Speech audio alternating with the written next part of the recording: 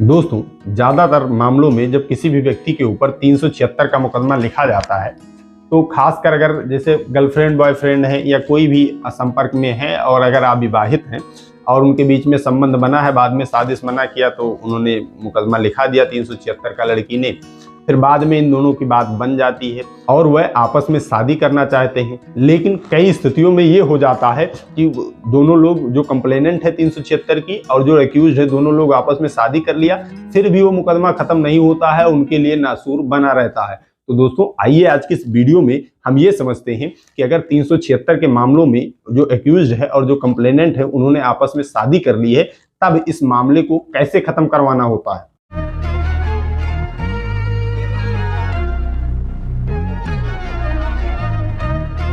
दोस्तों, जब किसी भी व्यक्ति के ऊपर 376 की एफआईआर लिखी जाती है तो एफआईआर एक गंभीर प्रकृति की होती है। ये मामला जो है ये हीनियस क्राइम के कैटेगरी में आता है, तो इसमें डायरेक्ट सुलह का कोई प्रावधान है नहीं। लेकिन फिर भी बात आती है कि अगर भाई थोड़ा सा मामला था हम लोगों का और हम लोगों ने सेटल कर लिया, आपस में शादी कर ली, अब तो हमारा मामला खत्म हो जाना चाहिए, चूंकि हम पति पत्नी हैं और राजी खुशी अपने घर पर रह रहे हैं, तब कैसे नहीं खत्म हो। उनको भी तो न्याय मिलना चाहिए भाई कि अब तो हम पति पत्नी हो गए, खत्म हो। लेकिन स्टेट ये कहता है कि स्टेट के विरुद्ध आपने क्राइम किया था, इसको आपको सजा मिलेगी। ज्यादातर मामलों में लोग क्या करते हैं कि डायरेक्ट सुलह करने का प्रयास कर लेते हैं। ऐसे ही डायरेक्ट सुलह करने का एक मामला ऑनरेबल हाई कोर्ट के समक्ष गया क्वेसिंग के तहत कि हम दोनों लोगों ने शादी कर ली है, कि हमारे इस मामले को क्वेश कर दिया जाए। तब हाई कोर्ट ने उस मामले को क्वेश नहीं किया। हाई कोर्ट ने कहा कि ऐसा है नहीं इस केस में कि इंसिडेंट ऑफ रेप नहीं हुआ है, आपने शादी कर ली है, आप होस्टाइल हो गए हैं, इसका मतलब ये नहीं है कि स्टेट के विरुद्ध जो आपने क्राइम किया था उसको खत्म कर दिया जाए और क्वेश करने से मना कर दिया। दोस्तों, तो अगर आप ये दिमाग में अपने रखेंगे कि 376 का मुकदमा था, अब हमने शादी कर ली, अब तुरंत ये चुटकियों में खत्म हो जाएगा, तो चुटकियों में खत्म नहीं होता है दोस्तों। उसके लिए भी आपको संघर्ष करना पड़ता है, उसके लिए भी बहुत ही चतुराई से मामले को होस्टाइल कराया जाता है।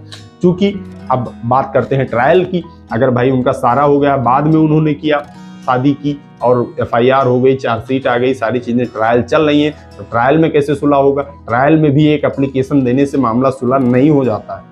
मामले में क्या होगा कि जो आपकी पत्नी है वो जाएगी और न्यायालय में अपने बयान से मुकर जाएगी, यही होगा। लेकिन उसमें भी एक विकल्प होता है कि अगर जो विटनेस है वो अपने बयान से मुकर रहा है, तब उस विटनेस को पक्षद्रोही घोषित करा देता है प्रोसिक्यूशन और फिर कहता है कि ये तो अपने बयान से मुकर गए हैं, इनको दंडित किया जाए 182 के तहत। फिर भी लोगों का मामला फंसता है। तो अगर दोस्तों 376 का मामला आप दोनों लोगों ने शादी कर ली है और आपको सुलह कराना है, तो आपके लिए सबसे अच्छा विकल्प होस्टाइल ही होता है।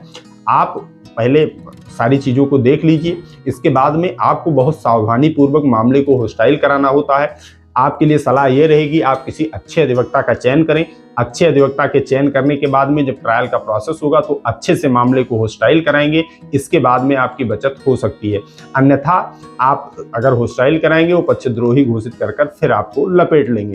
दोस्तों, इस वीडियो बनाने का उद्देश्य ये था कि अगर लोग ये समझ रहे हो कि शादी होने के बाद में भी तुरंत मामला एक एप्लीकेशन पर सुलह हो जाता है, तो ऐसा सुलह नहीं होता है। अगर आपने कोई भी क्राइम किया है वो स्टेट के अगेंस्ट है, स्टेट उसमें पूरा प्रयास करेगा कि आपको सजा हो जाए, इसलिए आपको हल्के में नहीं लेना होता है। अगर आपकी शादी भी हो गई है तब भी आप गंभीरता से अपने मुकदमे की पैरवी करें, निश्चित ही आपको बाइज्जत बरी किया जा सकता है या आपको क्वेश्चनिंग हो सकती है, आपकी स्टे हो सकती है।